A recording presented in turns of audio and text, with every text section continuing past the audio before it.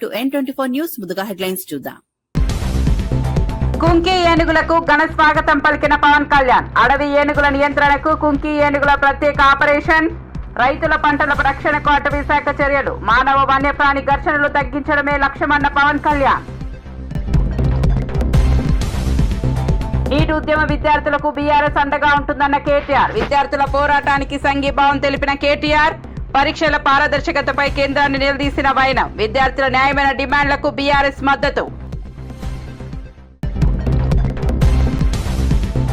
Parent teacher మీటింగులతో విద్యారంగంలో సంస్కరణలు. పిల్లల విద్యలో తల్లిదండ్రుల పాత్ర కీలకమన్న చంద్రబాబు.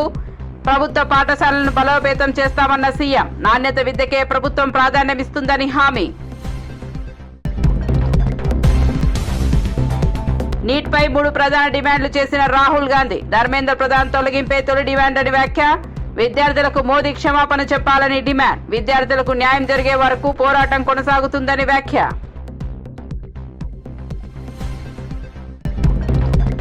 విజయనగరం, పార్వతీపురం, మన్యం జిల్లాలో పంటలను నాశనం చేస్తున్న అడవి ఏనుగులను అదుపులోకి తీసుకోవడాన్ని పంపిస్తున్న కుంకి ఏనుగులకు ఉప ముఖ్యమంత్రి పవన్ కళ్యాణ్ మంగళగిరిలో ఘన స్వాగతం పలికారు. పలంనేరు నుంచి తరలిస్తున్న జయంత్, అభిమన్యు అనే కుంకి ఏనుగులకు చెరుకు గడలను ఆహారంగా అందించి పూలమాలలు వేసి ఆశీర్వదించారు. అనంతరం వాటిని పార్వతీపురం, మన్యం జిల్లా గుచ్చిమి క్యాంపుకు తరలించనున్నట్లు అధికారులు తెలిపారు. అక్కడి నుంచి అడవి ఏనుగులు సంచరించే ప్రాంతాల్లో అటవీ శాఖ ప్రత్యేక ఆపరేషన్ చేపడుతోందని వెల్లడించారు. రైతుల పంటలను రక్షించడం, మానవ వన్యప్రాణి ఘర్షణను తగ్గించడమే ఈ చర్యల ప్రధాన ఉద్దేశమని పవన్ కళ్యాణ్ పేర్కొన్నారు. అటవీ శాఖ అధికారులు, సిబ్బంది సమన్వయంతో ఈ కార్యక్రమాన్ని విజయవంతంగా అమలు చేయాలని సూచించారు.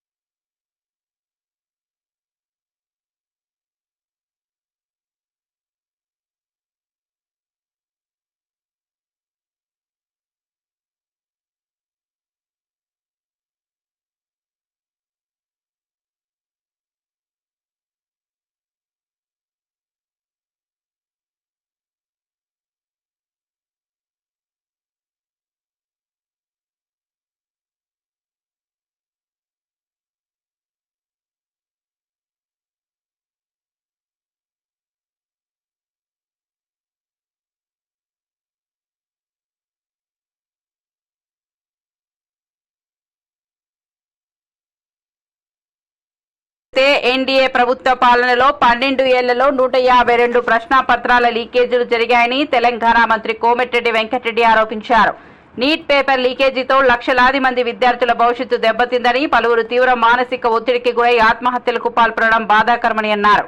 విద్యార్థుల కోసం పోరాడుతున్న రాహుల్ గాంధీకి పూర్తి మద్దతు ప్రకటించిన ఆయన ప్రశ్నపత్రాల లీకేజీలకు నైతిక బాధ్యత వహిస్తూ కేంద్ర విద్యాశాఖ మంత్రి ధర్మేంద్ర ప్రధాన్ వెంటనే రాజీనామా చేయాలని డిమాండ్ చేశారు. దేశంలో పరీక్షల నిర్వహణపై విద్యార్థులు, తల్లిదండ్రుల్లో విశ్వాసం దెబ్బతింటోందని ఆందోళన వ్యక్తం చేశారు. ఇలాంటి ఘటనలు పునరావృతం కాకుండా కేంద్ర ప్రభుత్వం కఠిన చర్యలు తీసుకుని పారదర్శక పరీక్షా వ్యవస్థను ఏర్పాటు చేయాలని కోరారు. విద్యార్థుల భవిష్యత్తును కాపాడే బాధ్యత కేంద్ర ప్రభుత్వానిదేనని మంత్రి కోమటిరెడ్డి స్పష్టం చేశారు. కూడా తీవ్రంగా ఖండించడమే కాదు, మా ప్రతిపక్ష నాయకుడు మొట్టమొదటిసారి ఆ విద్యార్థులను సంబంధించి ఎవరైతే కారకులు ఉండో ధర్మేంద్ర ప్రధాన్ రాజీనామా చేయాలని ప్రధాని నివాసాన్ని ముట్టడించడాన్ని కూడా మేము సమర్థిస్తున్నాం. ఎందుకంటే ఇది లక్షలాది మంది విద్యార్థుల భవిష్యత్తుకు సంబంధించింది. 152 సార్లు లీక్లు అయితే ఈ ప్రభుత్వానికి ఏం బాధ్యత ఉన్నట్టు? గతంలో 10 సంవత్సరాలు యూపీఏ ప్రభుత్వం మన్మోహన్ సింగ్ గారు ఉంటే కొన్ని విషయాలలో కొన్ని ఆరోపణలు వస్తే వెంటనే 7 మంత్రులు రాజీనామా చేసిన 10 ఏళ్లలో. రైల్ యాక్సిడెంట్ అయితే కొన్ని టెలికమ్యూనికేషన్ మా మిత్రపక్షమైన రాజాతో కూడా రాజీనామా చేయించాం. ప్రధానమంత్రి నైతిక బాధ్యత వహించి క్షమాపణ విద్యార్థులకు చెప్పాలని డిమాండ్ చేస్తూ ధర్మేంద్ర ప్రధాన్ రాజీనామా చేయాలని కోరితే మా నాయకుడిని పిడిగుద్దులు గుద్ది అరెస్ట్ చేయడానికి కూడా తీవ్రంగా ఖండిస్తున్నాం. ఆయన నిస్వార్థంగా ఈరోజు ఆయనకు కుటుంబం లేదు, ఏం లేదు. భారతదేశం యువకులే నా కుటుంబం అనుకొని ఇలా పెళ్లి చేసుకోకుండా, మ్యారేజ్ చేసుకోకుండా దేశం మొత్తం కాలినడక 4000 కిలోమీటర్లు మా గతంలో చూసినాం. భారత్ జోడో నఫరత్ జోడో, అన్ని కులాల వాళ్ళు కలిసి ఉండాలని భారతదేశం కోసం ఆయన ప్రధానమంత్రికి పదవి పక్కన పెట్టండి.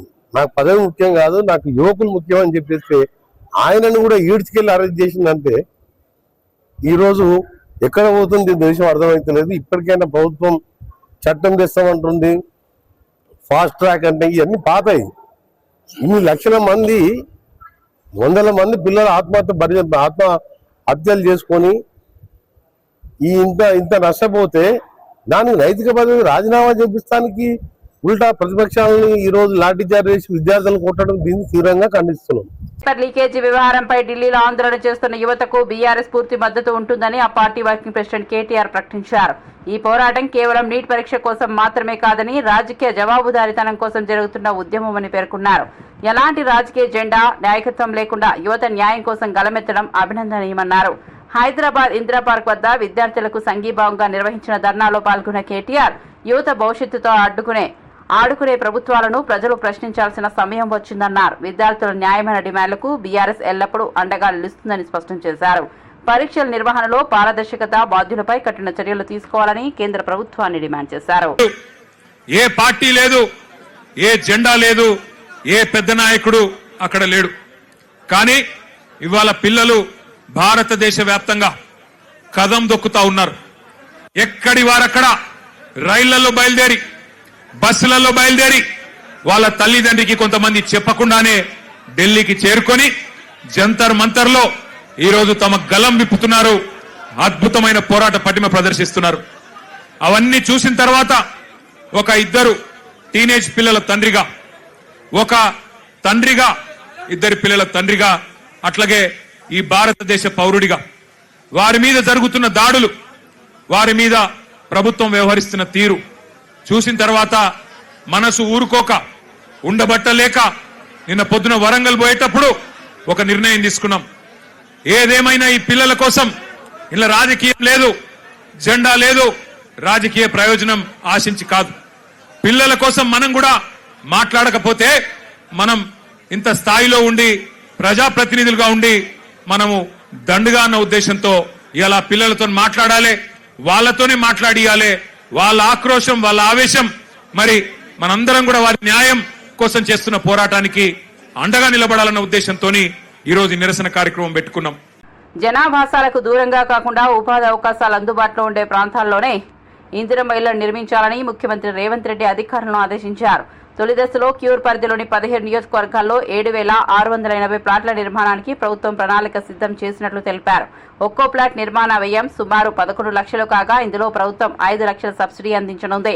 ఓఆర్ఆర్ పరిధిలోని నిరుపయోగ ప్రభుత్వ భూములను గుర్తించి పేదలకు గృహాలు నిర్మించాలని అధికారులకు సూచించారు. ఉపాధి, రవాణా, విద్య, వైద్య సౌకర్యాలు అందుబాటులో ఉండేలా ప్రణాళికలు రూపొందించాలని సీఎం స్పష్టం చేశారు. పేదలకు నాణ్యమైన గృహాలను వేగంగా అందించడమే ప్రభుత్వ లక్ష్యమని పేర్కొన్నారు.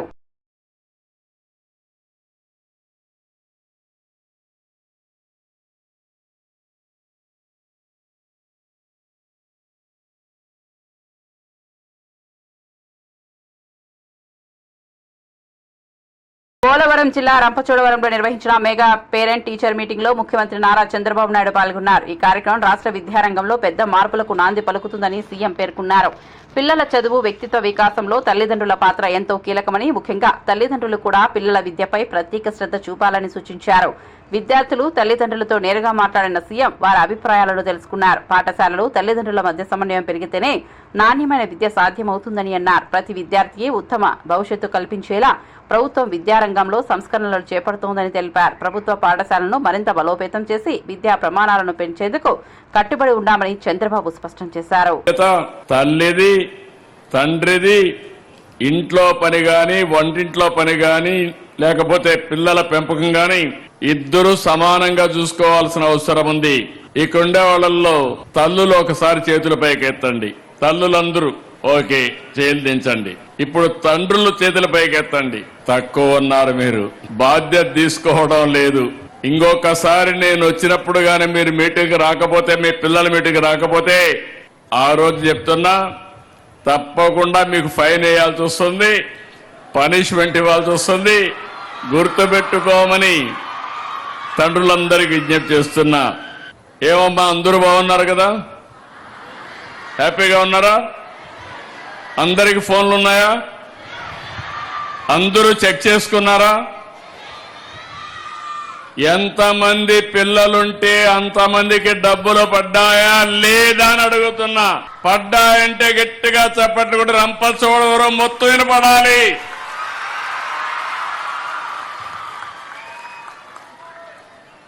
అది ట్రాన్స్పరెన్సీ, ఒక జవాబుదారీతనం. ఈరోజు మిమ్మల్ని చూసినప్పుడు నేను 4వ మెగా పీటీఎంకి వస్తున్నా.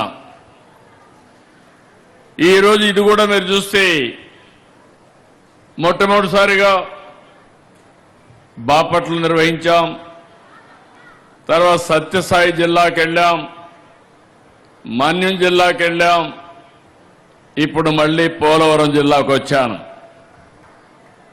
4 సార్లు వస్తే ఒకప్పుడు నాకే అనుమానం ఉండేది, కానీ ఈరోజు నాకు కూడా ఒక నమ్మకం వచ్చింది. తప్పకుండా విద్యా వ్యవస్థలో మార్పులు ప్రారంభమైనాయి. తప్పకుండా దీనికి ముందుకు తీసుకుపోతాం. ప్రభుత్వ పాఠశాలలకు పూర్వ వైభవం తీసుకురావడమే రాష్ట్ర ప్రభుత్వ ప్రధాన లక్ష్యమని విద్యాశాఖ మంత్రి నారా లోకేష్ తెలిపారు.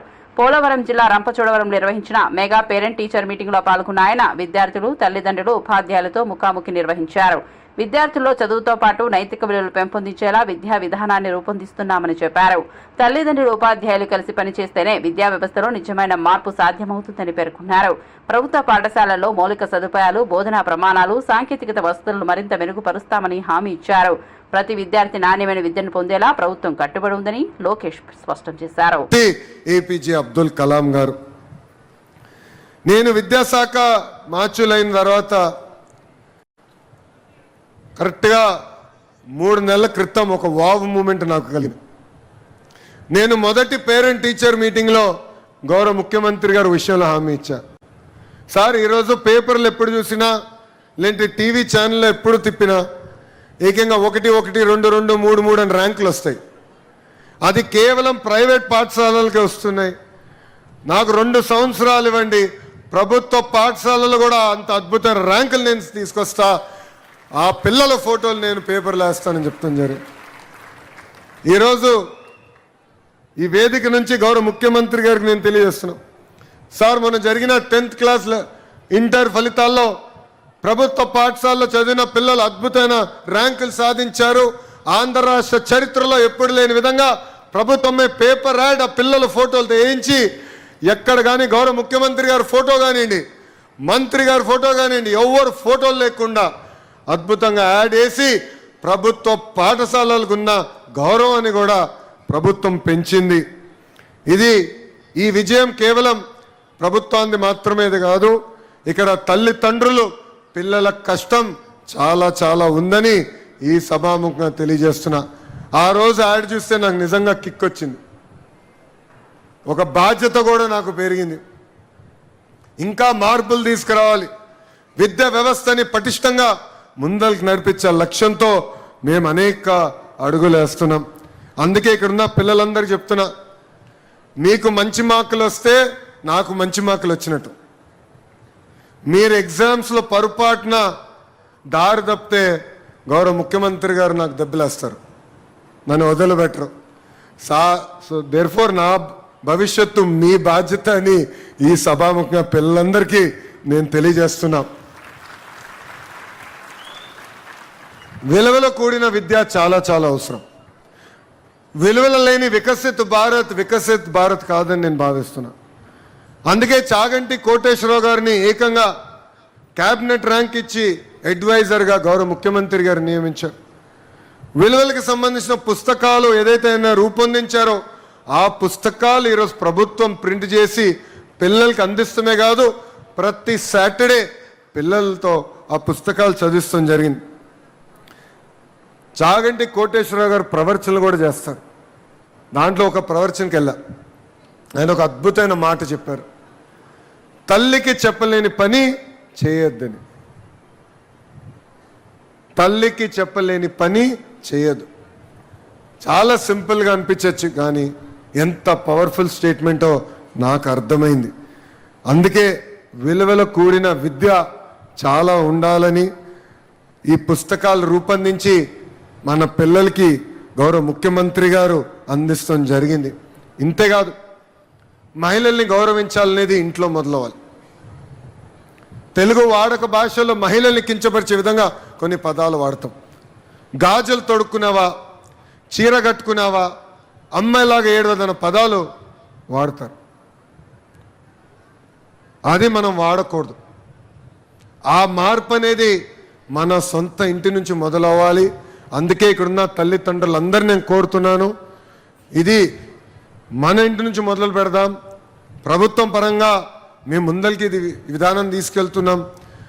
ఇన్ఫ్యాక్ట్ ఇచ్చే పుస్తకాల్లో కూడా 1వ తరగతిన 2వ తరగతిన మనం ఇచ్చే పుస్తకాలలో మీరు అవి చూస్తే ఇంటి పనులు గతంలో మహిళలు చేసేవి ఉండే. కూటమి ప్రభుత్వ అధికారంలోకి వచ్చిన తర్వాత 50% చేస్తాం. అంటే ఫోటోల్లో 50% ఇంటి పనులు మగవాళ్ళు చేసే ఉన్నాయి, 50% ఫోటోలు మహిళలు ఇంటి పనులు చేసే ఉన్నాయి. అంటే మార్పు టెక్స్ట్ బుక్స్ దగ్గర నుంచి మన ఇంటి నుంచి మొదలవ్వాలని ఈ సభాముఖంగా నేను మిమ్మల్ని అందరినీ కోరటం జరుగుతుంది. నేను మీ అందరు తెలుసు,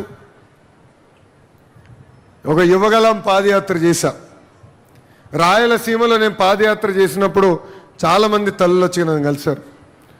అయ్యా, ఆర్థిక సహాయం ఏదైతే మీరు చేస్తున్నారో ఇంట్లో ఎంతమంది పిల్లలుంటే అంతమంది పిల్లలకు అందించండి. వివాదంపై ప్రతిపక్షాల వైఖరిని లోక్సభ ప్రతిపక్ష నేత రాహుల్ గాంధీ మరోసారి స్పష్టం చేశారు. కేంద్ర విద్యాశాఖ మంత్రి ధర్మేంద్ర ప్రధాన్ ను వెంటనే పదవి నుంచి తొలగించాలని డిమాండ్ చేశారు. విద్యార్థులపై జరిగిన దాడులకు బాధ్యులపై కఠిన చర్యలు తీసుకోవాలని రెండో డిమాండ్గా పేర్కొన్నారు. విద్యార్థులకు ప్రధాని నరేంద్ర మోదీ బహిరంగంగా క్షమాపణ చెప్పాలని మూడో డిమాండ్ చేశారు. విద్యార్థుల భవిష్యత్తుతో సంబంధం ఉన్న అంశంలో ప్రభుత్వం బాధ్యతాయుతంగా వ్యవహరించాల్సిన అవసరం ఉందన్నారు. విద్యాశాఖ మంత్రి పదవిలో కొనసాగుతున్నంత వరకు ప్రభుత్వంతో ఎలాంటి చర్చలు జరపబోమని స్పష్టం చేశారు. విద్యార్థులకు న్యాయం జరిగే వరకు తమ పోరాటం కొనసాగుతుందని రాహుల్ గాంధీ వెల్లడించారు. कहना चाहता हूं, जो ऑपोजिशन का स्टांस है, 3 मांगे हैं स्टूडेंट्स की. पहली मांग, corrupt education minister has to go. Second, जिन लोगों ने स्टूडेंट्स पे आक्रमण किया, मारा, उन पर एक्शन, अकाउंटेबिलिटी. और third, that prime minister should apologise to the students. These are the 3 conditions. we are not going to have any conversation. విజయవాడనున్న పోలీస్ స్టేషన్ పరిధిలో వరుస చోరీలకు పాల్పడిన 3 నిందితులను పోలీసులు అరెస్ట్ చేశారు. అరెస్ట్ అయిన వారిలో భార్యాభర్తలు కూడా ఉన్నట్లు west zone DGP G Ramakrishna తెలిపారు. నిందితుల వద్ద నుంచి సుమారు 15 లక్షల విలువైన 54 బంగారు ఆభరణాలు, 2.8 కిలోల వెండి వస్తువులను స్వాధీనం చేసుకున్నారు. ప్రధాన నిందితుడు తోటా శివకుమార్ పై ఇప్పటికే 100కు పైగా క్రిమినల్ కేసులు నమోదై ఉన్నాయని వెల్లడించారు. జైలులో ఉన్న సమయంలోనే సహచరులతో కలిసి చోరీలకు ప్రణాళిక రూపొందించినట్లు దర్యాప్తులో తేలిందన్నారు. కేసుకు సంబంధించిన పూర్తి వివరాలపై పోలీసులు దర్యాప్తు కొనసాగుతోందని, నేరాలను అరికట్టేందుకు ప్రత్యేక చర్యలు చేపడతామని డీసీపీ తెలిపారు. ముగ్గురిని కూడా అదుపులో తీసుకుని వారి దగ్గర నుంచి సుమారు 54 గ్రాములు బంగారు వస్తువులు, అలాగే సుమారు 3 కేజీలు వెండి వస్తువులు స్వాధీనం చేసుకోవడం. ఈ రికవరీ చేసుకున్న కాస్ట్ సుమారు 15 లక్షల రూపాయలు విలువ ఉంటుంది. దీంట్లో తోట శివకుమార్ అన్న అతను పుట్టింది నేటివ్ ఆఫ్ వైజాగ్. ఇతని పైన సుమారు 100 కేసులు పైగా దొంగతనం, ఇంటి దొంగతనం గత నెల 17వ తేదీన ఇతను జైలు నుంచి రిలీజ్ అవడం అయింది. ఇతనితో పాటు వేరే అభిషేక్ అన్న అతను చెప్తుంది 2 రోజులు వీళ్ళిద్దరూ కూడా కలిసి జైల్లో పరిచయం. అలాగే వీళ్ళకి తుమ్మల మనోజ్ కుమార్ ఫ్రెండ్, ఇతను ఇక్కడ మన బాంబే కాలనీలో షెల్టర్ ఇచ్చాడు. ఈ షెల్టర్లో ఉండి వీళ్ళు నేరాలు చేయడం జరిగింది.